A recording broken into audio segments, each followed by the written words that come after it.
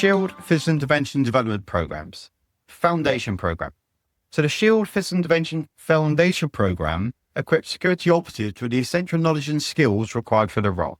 So the program focuses on ensuring security operatives understand both the legal and medical implications surrounding use of force, to teach low-impact, low-risk techniques, and to discourage the use of high-risk techniques, and to discuss and implement various methods to reduce risk. So the Shield Foundation Program meets the Security Industry Authority specification for door supervisor license-linked training physical intervention skills, and it's officially approved and certified by the awarding body QN UK. In addition, the Shield Physical Intervention Foundation Program also includes a module on horizontal restraint, which aligns with court and health and safety expectations. The Shield Advanced Program builds on the skills learned in the Foundation Program and then teaches more incrementally more robust and restrictive interventions. And the focus is on adding additional skills and strategies for managing, holding, controlling, and calming violent service users. Also, it develops learners' self-confidence and ability to implement the training through a practice in realistic scenarios. The Advanced Program adds again onto the Foundation and the Advanced Program. So the Advanced Practitioner Programme also then focuses on managing high-energy conflicts. So things like close quarter defensive tactics and emergency restraint drills, only to be used, of course, in emergency if you find yourself in a situation where you're outnumbered, stuck in a corner, no way out of the situation. Okay, let's come back now to the Foundation Program. Let's look at the overall aim and the assessment of that, because that's relevant to what you're going to be doing as part of your door supervisor refresher training or the door supervisor training. So the aim is to educate and develop knowledge in physical intervention skills of the private security industry. The skills are designed for new entrants, which provide a foundation level of skills and knowledge to work from, and it's also for those refreshing their basic skills.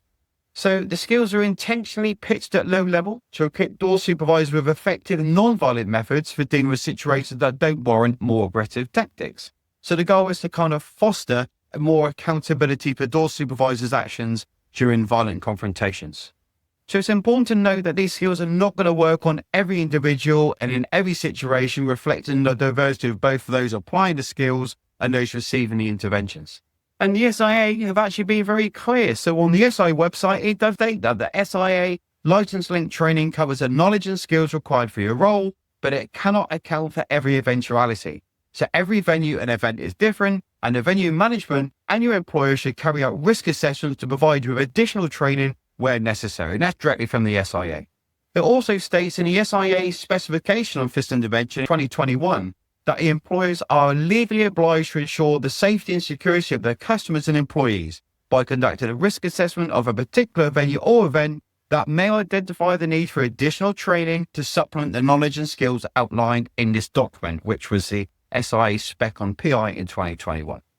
Thus, it's crucial to recognize that even the SIA understands that the skills taught on the entry level are not always going to be applicable, but while these skills are not mandatory to use, they should be considered, and failing to consider the moves may require justification in certain situations.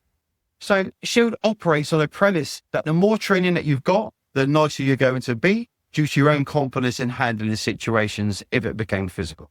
And as the old saying goes, it's better to have the skills and not need them, and need the skills and not have them.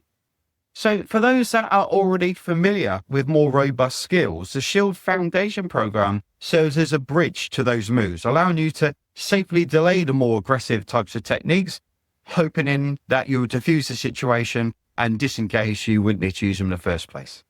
So for those who are not already acquainted with more robust skills, Shield employs a tier toolbox type of approach. So we consider Draw 1, which would be the Foundation Program, which is a nicer, kinder, softer agenda type of skills.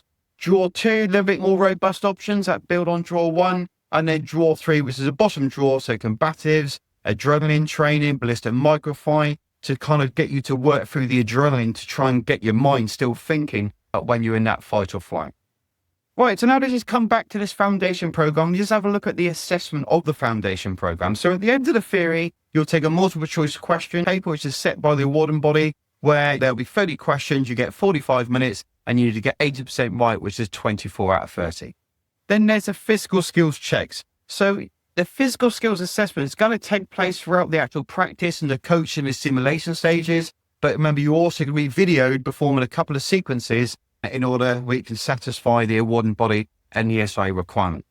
So if we look at the main learning aims of the foundation program, so the first three are to do with the theory, last two is to do with practical. So the theory, so understanding physical interventions and the implications of their use, understanding the risks associated with physical interventions, and understand how to reduce those risks with physical interventions. And then the two physical elements or learning outcomes are going to be being able to use physical skills to protect yourself or others, and to use non-pain compliant standing holds, escorting, and holding techniques.